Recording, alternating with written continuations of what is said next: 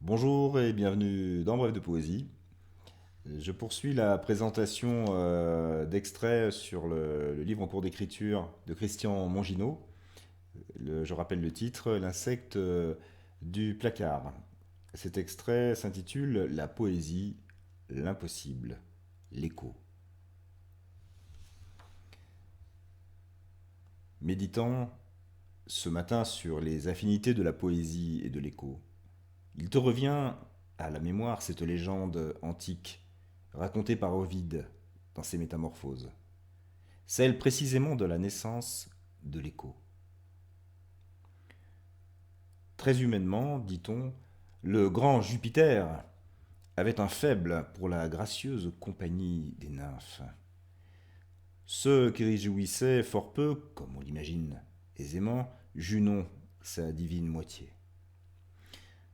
C'est pourquoi, lorsque celle-ci était sur le point de surprendre les ébats amoureux de celle-là, avec son fougueux assembleur de nuées, l'une d'entre elles, Écho, la plus bavarde, se dévouait pour lui tenir la jambe, le temps que ses consoeurs puissent s'enfuir et disparaître. Junon, la déesse aux grands yeux, qui manifestement ne les avait pas dans sa poche, ne demeura pas longtemps dupe du stratagème. Sa colère fut à la mesure de sa divine et légitime jalousie. La punition s'ensuivit. Écho, la nymphe bavarde, perdit la parole. À l'exception toutefois de l'ultime et pauvre faculté de répéter les derniers mots des propos entendus. C'est par ce dérisoire pouvoir d'expression que, tombée sous le charme de Narcisse, et ne pouvant que répéter les derniers mots de ces phrases, elle s'ingénia vainement à capter son attention et son amour.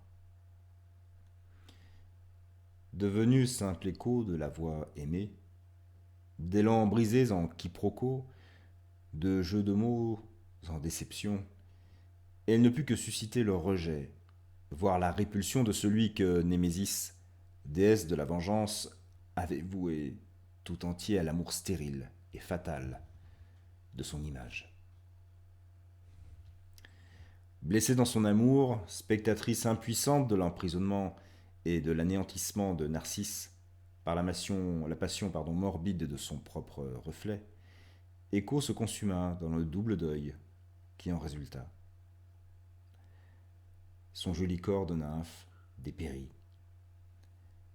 Il ne resta bientôt plus d'elle que la pierre ultime qui dort en chacun. Seule sa voix continua et continue encore aujourd'hui de flotter dans l'air, répétant les derniers mots des paroles que l'on dit près d'elle.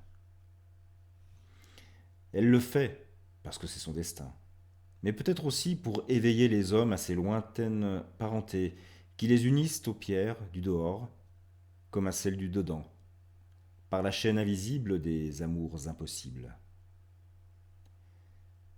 C'est en ce point que la légende résonne le plus distinctement, le plus profondément, le plus étrangement en toi.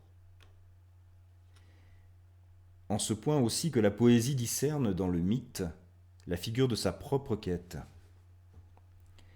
Si la rime fut si longtemps l'emblème et le ressort de cette quête, n'est-ce pas en raison de ces chaînes d'écho qu'elle dévoile dans le langage et la pensée, de ces résonances qui la portent de mot en mot, de chose en chose, comme elle porte l'amour lui-même, bien au-delà du sens. Si les apories ultimes du langage et de la raison sont les reflets fidèles de l'impossible, par lequel le réel leur fait signe et leur révèle ces no man's land du sens et du savoir, qu'ils ne sauraient franchir, seul l'écho et la science de l'écho, contenus dans la poésie, la musique, l'art ou l'amour, peuvent aménager humainement le vide et la solitude qui en résultent pour chacun. En ce sens, te dis-tu, le double deuil de la nymphe Écho est aussi le leur.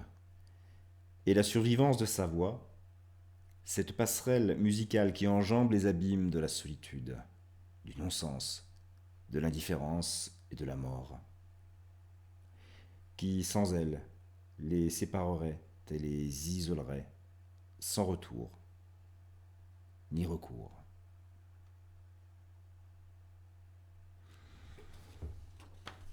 Une très belle approche de la poésie. Donc je rappelle le titre de cet extrait, La poésie, l'impossible, l'écho.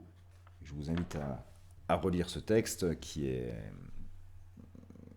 très construit, très complet, et qui peut parfois sembler hermétique. Il est vraiment intéressant de le lire et le relire. Je vous souhaite de passer une très belle journée en poésie et j'espère vous revoir bientôt.